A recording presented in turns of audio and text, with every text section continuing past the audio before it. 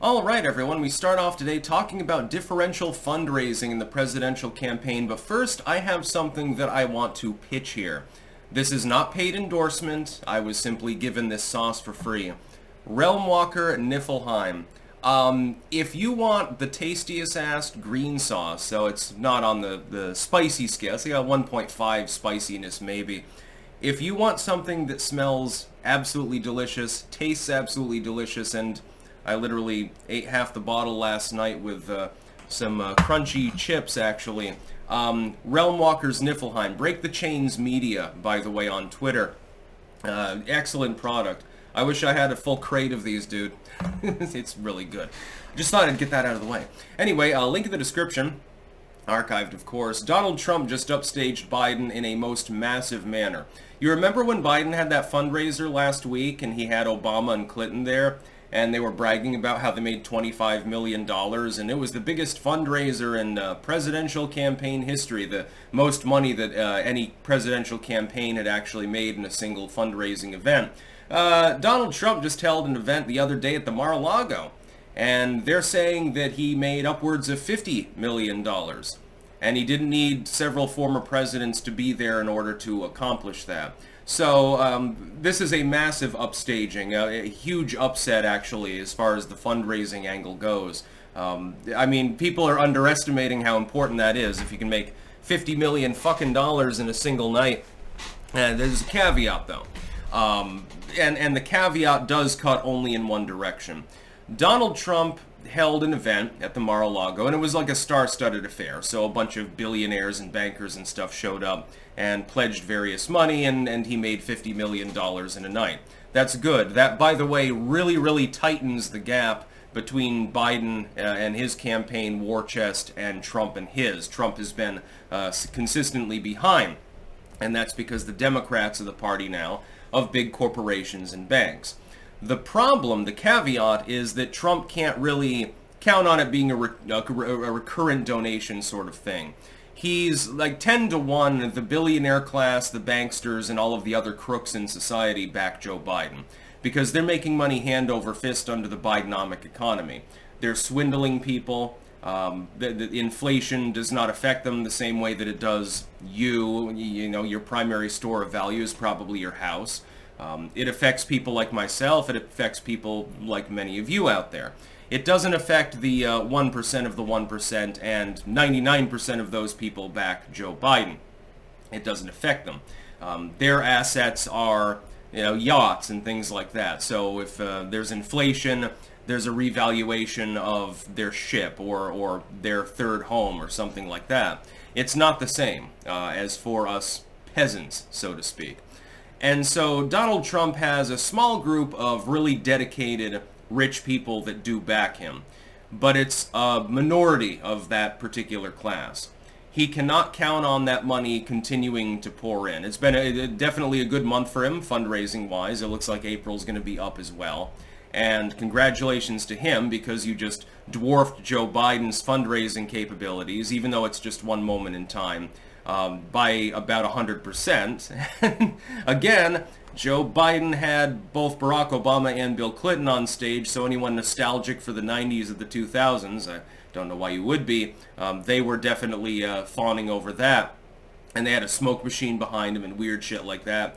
And it was, you had Lizzo there, and then she decided to rage quit the next day on Instagram, actually. Donald Trump simply showed up at his own home, and he managed to double that entire total. But it will be a one moment in time sort of thing. He cannot count on the billionaire class to prop him up. Donald Trump is the populist candidate. He's going to have to rely on small donations from people like you and me. That's the long and short of it. And if we all pitch in, I think we carry him over the line and it won't be too much trouble. You look at the polling and it's pretty plain to see. The other thing is that big money no longer plays the same role in politics that it did maybe 20 or 25 years ago. And we've seen this as well.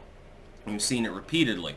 Money, think about what an ad is for. Like when you buy a TV ad or something like that, or you pay some TikToker to make a video pitching your campaign. What is it that you're actually after? Is it the money or is it the engagement? It's the engagement. It's the same thing for content creators. We don't compete for subscribers. I can subscribe to 2 different channels. It depends on how much time I spend on those channels.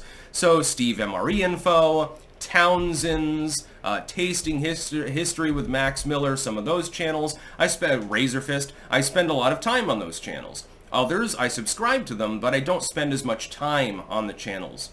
Sometimes because YouTube never notifies me of anything that's going on. I know that many of you have the same problem. I've definitely seen it in the context of my own channel. Now, I'm acutely aware of it. Like, as in, I can vouch for it personally because I've literally seen when the notifications come in. If you have somebody else who has a YouTube channel and they're subscribed to you, they can tell you, hey, it took 4 or 5 hours for me to get the notification that your live stream was actually live. That's happened several times, by the way. Thank you, you two. Donald Trump crushed Joe Biden in this particular engagement, but he's not going to get that continuing money. But it doesn't matter, because that money no longer has the same meaning that it used to do. A lot of politics now is organic. It's not even paid at all. It's not somebody has paid for an ad on TV, for 10 million bucks or something, or a radio slot, or gone to an interview. It's people that are simply interested in politics talking about the candidates. This was Trump's huge advantage in 2016. In 2016, Hillary Clinton was a juggernaut of fundraising, although she afterwards complained about the fact that she didn't get enough funding. And she would have won if it weren't for the damn DNC, and that was in DCCC actually. And that was a little bit on the nose, a little bit funny actually at the time. But she definitely, she had the money. She spent a shit ton of money on ads. Nikki Haley outspent Donald Trump in this last primary cycle, something like 10-1 in some of those states. Did it get her very far? No, it doesn't matter. Organic interest is best, and it's free. That's why Trump makes acerbic posts on the internet on a regular basis. Biden has, by the way, gotten the memo about this and deliberately antagonizes people as well. Trump has now a much smaller gap. I think the gap before was like $100 million or something like that. Well, now it's 50 million. He cut that in half in a single afternoon just by serving people food at the Mar-a-Lago. But he can't count on it going forward because a lot of those are going to be one-time donations. If I was a multi-billionaire, I would be betting on Trump and I would be funding him myself. But I'm not going to say, hey, I'll give you $10 million a month through the election or something like that. I mean, that's not how you remain a billionaire. That's how you exhaust your entire fortune. Well, I would think it important to elect Donald Trump. He's got another strength that people are underestimating, which is populistic will. And that is, it doesn't come with money attached, but it comes with the same attention, the same, the ability to brand your campaign that you don't even have to pay for. Trump has this advantage. Joe Biden has a handful of paid influencers online, a handful of shit talkers and YouTubers and people that have Instagram and stuff like that, and then people that do celebrity worship. He's got a small group of those individuals to do it for free. Mainly he has to pay them. Trump disproportionately has an enormous body of those people able and willing to do that for him for free. It's sort of an inverse, actually, of the fundraising itself. Donald Trump only has a minority of the billionaire class that's backing him, even though, technically speaking, under a Trump economy, everyone would presumptively do better. They're not necessarily hedging their bets with the right man. Joe Biden disproportionately has those people in his pocket. 90% of them back Joe Biden. A lot of people aren't backing anyone. Some of them are just sitting out there like, well, and I don't like Joe Biden, but I don't want no problems and he might get reelected. I'm just not going to donate to anyone this cycle. That's happening as well. They try to boil it down to, well, people are upset about the fact that it's Trump v. Biden and they don't like either of the candidates. No, it's not about that. It's about not wanting a legal issue in some of these people's cases. That's about all. Peace out.